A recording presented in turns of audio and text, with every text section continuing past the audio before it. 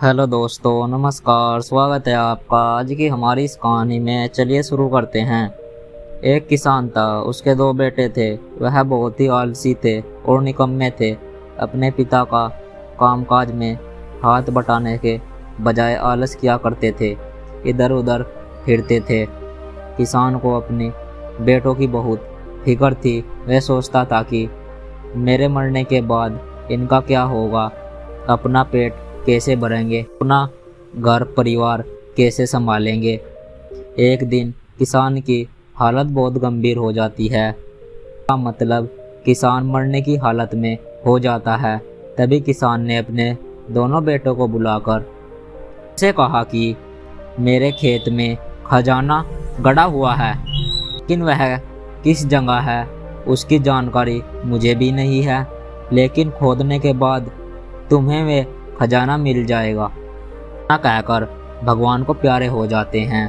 खजाने की खबर सुनकर वे दोनों बेटे मन ही मन में लालच आ जाता है और वे दोनों खेत में चले जाते हैं।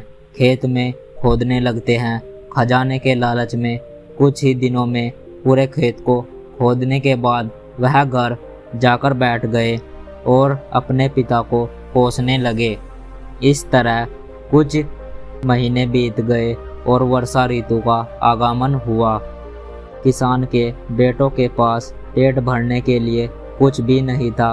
वह खेत में किसान के बेटे खेत में बीज बोना शुरू कर दिया। वर्षा का प्रमाण पाकर वह बीज अंकुरित हुए और देखते ही देखते खेत लहराने लगा। ऐसा लग रहा था कि हवा के झोंके से लहर आ रही है। यह देखकर किसान के दोनों बेटे खुश हो गए और समझ गए कि परिश्रम की सच्चाई धन होता है, और वे उसी तरह से अपने पिता के शब्दों का मोल भी समझ गए और अपने पिता का कामकाज में लग गए। दोस्तों, इस कहानी से यही शिक्षा मिलती है कि मिलकर काम करने से तरक्की होती है। मुझे परमात्मा दिखा तो नामुमकिन है। माता पिता ही सबसे बड़े भगवान होते हैं। सफलता असफलता से सीखने का कोशिश एकता और समझदारी का फर्क पड़ता है। अपने काम को खुद नहीं समझोगे तो और कौन समझेगा। बेटा जीवन साथी सबसे अतीत होते हैं।